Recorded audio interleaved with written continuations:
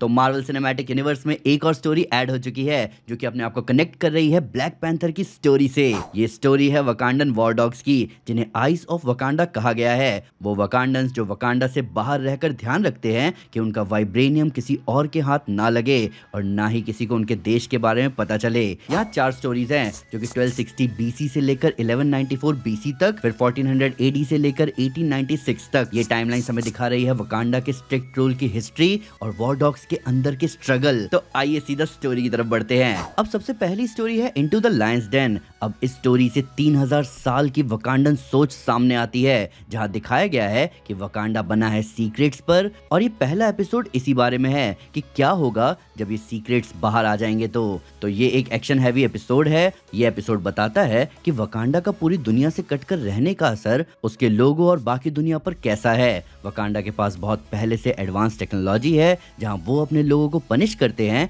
जो उससे बाहर की दुनिया देखना चाहते हैं, और ये पनिशमेंट है डेथ। तो 1260 BC के दौरान क्रीट नाम की जगह है जहां एक छोटी सी वकांडन आर्मी को लीड कर रहा है एक मास्क्ड किंग, जिसे जाना जाता है द लायन के नाम से। उसने एक आइलैंड पर कब्जा कर लिया है और वहां के लोगों को फंसा लिया है, जहां वो उनके आदमियों पर अपने निशान लगा रहा है और औरतों को पोएट्री और म्यूजिक सिखा रहा है और उनसे कह रहा है कि बदले में स्माइल करे। अब जिन औरतों को उन लोगों ने पकड़ा है उनमें से एक वहां की नहीं है। तब हमें पता चलता है इस औरत के बारे में एक फ्लैशबैक से, जहां हमें पता चलता है कि उसका नाम है नोनी। वो एक एक्स डोरा मिलाजे है जिसे निकाला गया था क्योंकि वो ग्रुप में काम नहीं करना चाहती। उसे डोरा मिलाजे की लीडर अकेया बताती है लायन के बारे में, जिसका असली नाम है नकाटी। वो वकांडन रॉयल गार्ड का कैप्टन रह चुका है, जिसने वकांडा से दर्जनों डेंजरस आइटम चुराए हैं और अपने साथ अपने लॉयल आदमी ले गया, और वकांडन टेक्नोलॉजी का इस्तेमाल करते हुए उसने अपने आप को बनाया गॉड किंग। अब अकेया को डर ये है कि अगर उसने एक बड़ी आर्मी को अपने साथ जोड़ लिया तो वो वकांडा पर अटैक कर सकता है। तो इसीलिए नोनी को भेजा जा रहा है उसे निपटा कर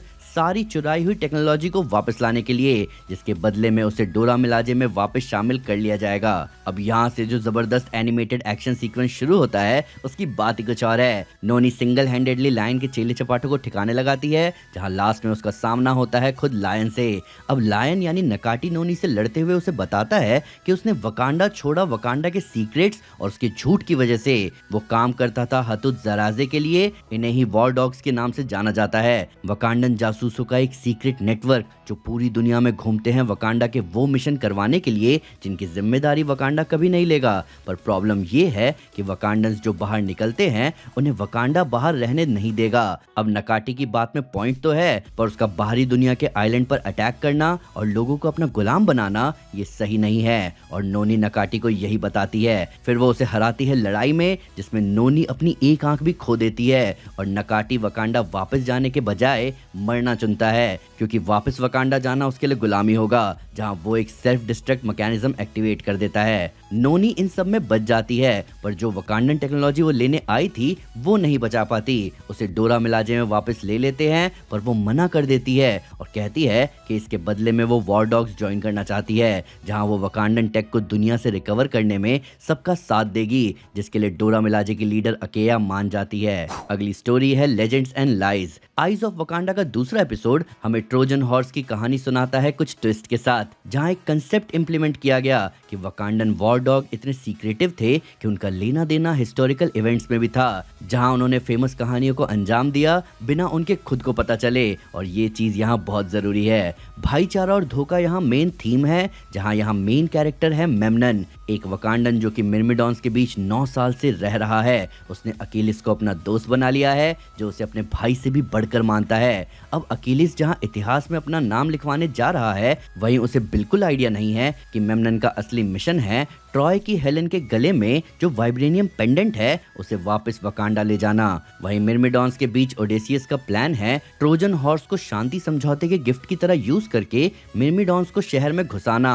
पर ऐसा होते ही मेमनन अपने मिशन में लग जाता है। जब अकीलिस को इस धोखे के बारे में पता चलता है तो उसमें बदले की आग जलती है, जहां वो अड़ जाता है कि वो मेमनन को वो पेंडेंट ले जाने नहीं देगा। उन दोनों के बीच लड़ाई होती है, जहां मेमनन का पलड़ा भारी हो जाता है जब वो अकीलिस की एकमात्र कमजोरी पर वार करता है, उसके हील पर। मेमनन उस पेंडेंट को वकांडा ले आता है और वॉर डॉग्स के बीच अपनी जिंदगी बिताता है, जिसके बाद वो और नोनी अब बूढ़े हो चुके हैं। नोनी अब वॉर डॉग्स की डायरेक्टर है, मेमनन का असली नाम बकाई है और वो कई सालों तक किसी और का नाम लेते लेते अब अपने घर की लाइफ में अडेप्ट नहीं हो पा रहा है। ये सीक्रेट्स, ये झूठ बेशक वकांडा के लिए फायदेमंद साबित हुए, पर इसके लिए बकाई ने शायद खुद के एक हिस्से को खो दिया है। अगली कहानी मेरी फेवरेट है, ये है लॉस्ट एंड फाउंड।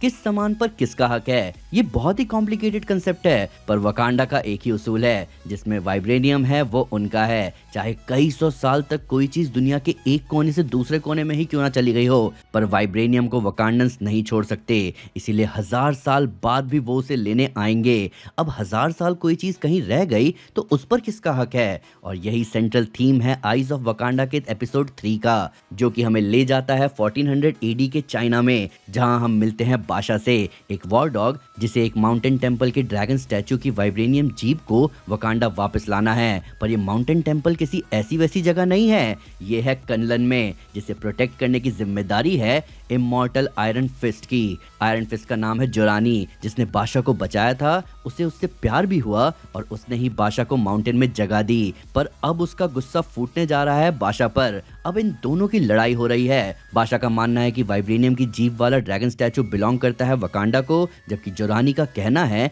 कि कई सेंचुरी से वो स्टैचू उसके लोगों के लिए, उसके कल्चर के लिए इंपॉर्टेंट है, जिसका मतलब ये स्टैचू उसके लोगों के लिए वकांडन्स के वाइब्रेनियम से ज्यादा मायने रखता है, इसीलिए स्टैचू उसका होना चाहिए। अब दोनों साइड की बात में दम है और इसी दम में हमें दिखता है जबरदस्त फन एक्शन, जो कि आयरन फिस्ट के नाम को जस्टिस भी देता है, और हमें एक बढ़िया मोनोरेल सीक्वेंस भी दिखता है। ये फाइट आगे बढ़ती है वकांडन ट्रॉफी रूम में, जहां कई सारे क्रिएटिव वेपन्स और पिछले कुछ एपिसोड में दिखे आर्टिफैक्ट्स भी दिखते हैं, जिससे सवाल भी उठता है कि वकांडन ने वाइब्रेनियम के लिए कितने कल्चरल इंपॉर्टेंस वाली चीजें ले ली दुनिया से। पर इसी लड़ाई के बीच जोरानी बीच का रास्ता ढूंढती है। वो ड्रैगन स्टैचू की वाइब्रेनियम जीप निकालकर बादशाह को दे देती है और बादशाह जोरानी को बचाने के लिए अपने हाई काउंसिलर से झूठ बोलता है और अपने कैप्टन ईबो को मनाता है कि जोरानी को सेफली वकांडा से बाहर ले जाना होगा। पर असली जोक यहाँ ये था कि वो वाइब्रेनियम जीप बादशाह से पहले निकली नहीं, जो लास्ट में जोरानी ने 1 सेकंड में निकाल दी। पर यहाँ एक गहरी सोच सामने आती है कि वकांडा का दुनिया से छुपा रहना बाकी देशों पर कैसा असर डाल रहा है। अब आते हैं 4th एपिसोड पर, जो कि है द लास्ट पैंथर। अब ये कहानी मेरी सेकंड फेवरेट है, जो कि ना ही सिर्फ वकांडा के दुनिया से छुपे रहने के आइडिया के खतरे को सामने रखती है, पर एक इंपॉर्टेंट रोल प्ले करती है पहली ब्लैक पैंथर मूवी में होने वाले इवेंट्स को अनफोल्ड करने में। 1896 में प्रिंस तफारी को दुनिया से अलग रहने के आइडिया से प्रॉब्लम थी। उसे कूडा नाम के वॉर डॉग के साथ भेजा जाता है इथियोपिया एक वाइब्रेनियम एक्स लाने। तफारी तुरंत उस एक्स को ले आता है और निकल जाता है कूडा के साथ वकांडा की तरफ, पर तभी उन दोनों पर एक रोबोटिक ब्लैक पैंथर अटैक कर देती है, जो कि एक वकांडन क्वीन थी जो 500 साल फ्यूचर से आई थी। उसके टाइम ट्रैवलिंग का रीजन था फ्यूचर में होर्ड नाम के एलियन का इन्वेजन, जिन्होंने पहले अर्थ को इन्वेड किया, पर वकांडन्स ने अपनी सबसे अलग रहने की पॉलिसी की वजह से कुछ नहीं किया। पर जब सिर्फ दुनिया में वकांडन्स ही बचे, तब उनका साथ देने के लिए कोई नहीं बचा। वकांडन्स ऑलमोस्ट बर्बाद हो चुके थे होर्ड के अटैक से। तब वकांडन क्वीन के पास आखिरी रास्ता बचता है क्वांटम टेक्नोलॉजी यूज करके टाइम ट्रैवल करने का, ताकि वो पास्ट में एक की इवेंट उस एक्स को उसकी जगह से हटने ना दे, जो कि तफारी ऑलरेडी हटा चुका था। कूडा को फ्यूचर क्वीन की बात पर यकीन नहीं होता, पर तफारी को होता है। वो कूडा को कन्विंस करता है और एक्स को वापस उसी जगह रखकर कूडा के साथ वकांडा खाली हाथ लौटता है। अब ये एक्स वही एक्स है जो ब्लैक पैंथर मूवी में एरिक किलमॉन्गर वकांडा वापस लेकर आया, जिसकी वजह से ब्लैक पैंथर मूवी के इवेंट्स हुए और वकांडा ने अपने आप को दुनिया से अलग रखने वाले आइडिया को छोड़ा, जिसकी वजह से 500 साल आगे के फ्यूचर में होर्ड के लिए वकांडा पूरी दुनिया के साथ रेडी था। अब ये थी ब्यूटी आइज ऑफ वकांडा की हिस्ट्री को एक्सप्लोर करते हुए उनके आइसोलेशन के आइडिया की प्रॉब्लम को समझना और उसे परफेक्टली कनेक्ट करना मार्वल सिनेमैटिक यूनिवर्स की स्टोरी से। पर जितनी परफेक्टली ये स्टोरीज लिखी गई हैं, उतना ही मुझे अजीब लग रहा था बीते वक्त में एडवांस टेक को देखकर। हमने ब्लैक पैंथर मूवीज में देखा है कि शूरी के किए हुए टेक्नोलॉजिकल एडवांसमेंट से पहले वकांडन्स इतने टेक्नोलॉजिकली एडवांस नहीं थे, चाहे हम तचाला के पिता तचाका के सूट को ही क्यों ना देख लें। पर फिर भी एक स्टोरी जिसने हमें हिस्ट्री के अलग अलग हिस्से के ट्विस्टेड अकाउंट दिखाने के साथ साथ इमॉर्टल आयरन फिस्ट से भी मिलवाया